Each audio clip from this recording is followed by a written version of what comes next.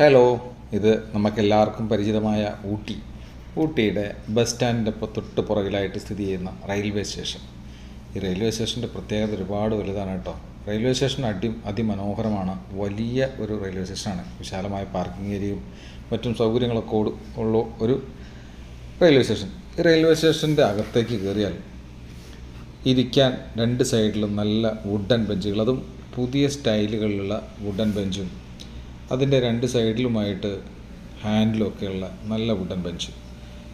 ഈ ലെഫ്റ്റ് ഭാഗത്ത് കാണുന്നതാണ് ടിക്കറ്റ് എടുക്കാനുള്ള കൗണ്ടർ. അങ്ങനെ പുറത്തേക്ക് കടന്നു കഴിയുമ്പോൾ കാണുന്നൊരു കാഴ്ചയുണ്ട്. മനോഹരമായ ഒരു കൽക്കരി എഞ്ചിൻ അങ്ങനെ അവിടെ സ്ഥിതി ചെയ്യുന്നുണ്ട്, വെച്ചിട്ടുണ്ട്. നമ്മൾ കാണിച്ചു തരാൻ വേണ്ടി വെച്ചിട്ടുണ്ട് കേട്ടോ. എന്ത് മനോഹരമായ കാഴ്ച എന്നറിയാമോ. ഈ ട്രാക്ക് സ്വതവേ എല്ലാ റെയിൽവേ ട്രാക്കിനേക്കാൾ വീതി കുറവാണ്, ചെറിയ ട്രാക്കുകളാണ്. അപ്പോൾ തന്നെ നമുക്ക് മനസ്സിലാക്കാം ഇതിൽ ചെറിയൊരു വണ്ടിയാണ് പോകാനുള്ളതെന്ന്. അപ്പോൾ ട്രെയിന് വന്നു, ഞങ്ങൾ ട്രെയിനിൽ കയറി. എന്താ പറയുക, ഒരു വെറൈറ്റി ട്രെയിനാണ് കേട്ടോ. ഇവിടുന്ന് എന്തായാലും എക്സ്പീരിയൻസ് ചെയ്യേണ്ട ഒരു സംഭവമാണ്.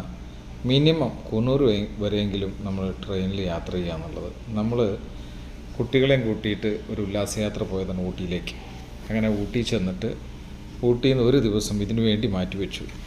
ഊട്ടി മുതൽ കുന്നൂർ വരെ ട്രെയിനിന്, തിരിച്ച് കുന്നൂരിൽ നിന്നും അതുപോലെ ഊട്ടി വരെ ട്രെയിനിന്. എന്ത് മനോഹരമായ കാഴ്ചകളാണെന്ന് പറയുമ്പോൾ സൈഡിലൊക്കെ പറഞ്ഞറിയിക്കാൻ പറ്റില്ല. അത് പോയി കാണാൻ തന്നെ വേണം. ഞങ്ങളെല്ലാവരും നല്ല അതിമനോഹരമായി എൻജോയ് ചെയ്തു. ചെറിയൊരു ട്രെയിനാണ് ഇത്. ഒരുപാട് ഗുഹകളിലൂടെയും മലകളിലൂടെയും അരുവി തടാകങ്ങളുടെ സൈഡിലൂടെയും ഒക്കെ ആയിട്ട് ഇങ്ങനെ പോവുകയാണ് കേട്ടോ ഈ ട്രെയിന്. കുറേ ദൂരം നമുക്ക് തോന്നും ഒരുപാട് ദൂരമായി എന്നുള്ളത്, പക്ഷേ കുറഞ്ഞ ദൂരമുള്ളൂ.